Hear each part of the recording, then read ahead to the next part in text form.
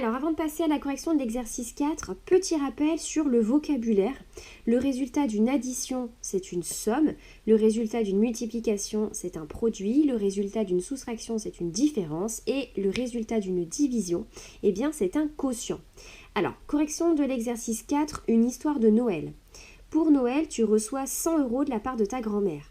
Tu t'achètes un livre sur l'univers à 25,90 €. En revenant, tu trouves 10 € par terre. C'est Noël. Première question, écrire une expression numérique. Alors une expression numérique, c'est une suite d'opérations qui permet de calculer l'argent qui te reste. Eh bien, on va reprendre tout simplement la chronologie ici de l'histoire. Au départ, tu pars donc avec 100 €. Tu t'achètes un livre sur l'univers, donc à ces 100 €, eh bien, on va enlever 25,90 €. Et puis, tu trouves 10 € par terre, donc tu récupères 10 €. Voilà ici l'expression numérique. On a ici, tu vois, en une ligne de calcul, eh bien j'ai écrit plusieurs opérations. Question 2, calculer cette expression une première fois en effectuant les opérations de gauche à droite et une deuxième fois en effectuant les opérations de droite à gauche. Alors on va commencer par les faire de gauche à droite.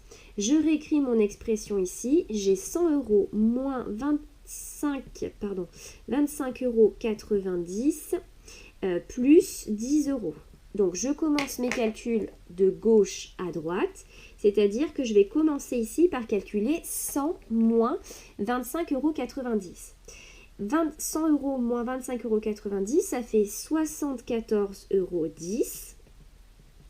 Et dans cette expression, j'ai commencé par faire un seul calcul, mais je n'ai pas fini l'expression puisque après, dans la deuxième partie, il faut que je rajoute encore 10 €. Donc je recopie la suite de l'expression sur laquelle je n'ai pas encore travaillé. Et enfin, le dernier calcul, 74,10 € plus 10 €, eh bien ça fait 84,10 €. Donc avec la première méthode, on trouve 84,10 €. Maintenant, on va le faire dans l'autre sens. Alors, je réécris l'expression 100 € moins 25,90 € plus 10 € Cette fois-ci, je vais commencer les calculs de droite à gauche, c'est-à-dire je vais commencer ici par l'addition. Je vais faire 25,90 € plus 10 €. Donc, je recopie la partie de l'expression sur laquelle je n'ai pas encore travaillé puisque c'est une expression. Alors, 100 € moins le résultat de 25,90 € plus 10 €, ça fait 35,90 €. Et maintenant, le dernier calcul qui me reste à faire, c'est 100 € moins 35,90 € qui fait 64,10 €.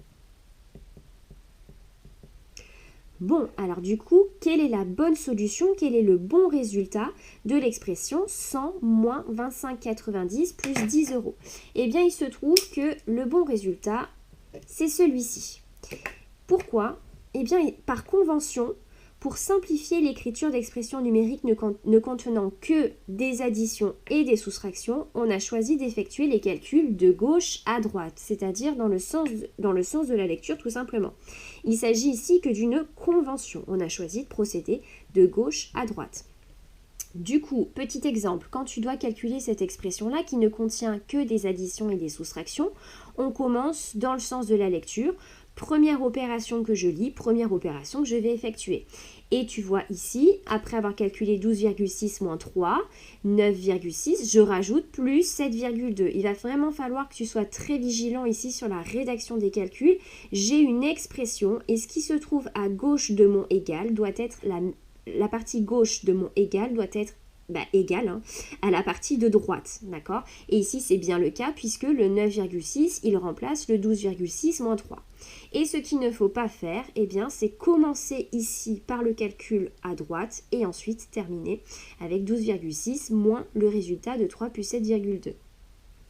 Alors du coup, question 4, on va essayer de reprendre la question 1 dans le cas où les calculs s'effectueraient de droite à gauche. Donc imaginons-nous que la convention c'est on effectue les calculs de droite à gauche dans une expression qui ne contient que des additions et des soustractions. Comment est-ce qu'on va réécrire cette expression-là pour retrouver 84,10 €, mais en faisant nos calculs de droite à gauche.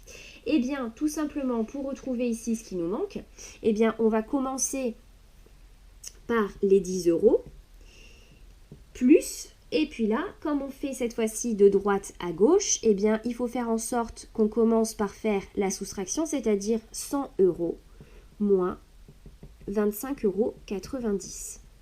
Et l'expression écrite comme ça, si on doit faire les calculs de droite à gauche, on est bon, puisqu'on commence par faire 100 € moins 25,90 € et ensuite on fait plus 10. Mais par rapport à notre exercice, tu vois que c'est pas cohérent en fait d'écrire ce calcul-là, étant donné que chronologiquement, ça ne suit pas les différentes étapes de l'histoire. On n'a pas démarré avec 10 € à Noël, c'est les 10 € qu'on a trouvés à la fin. Bon, ce qu'il faut que tu retiennes de cet exercice, c'est que lorsqu'on n'a que des additions et des soustractions, on effectue les calculs de gauche à droite. C'est la convention qu'on a choisie.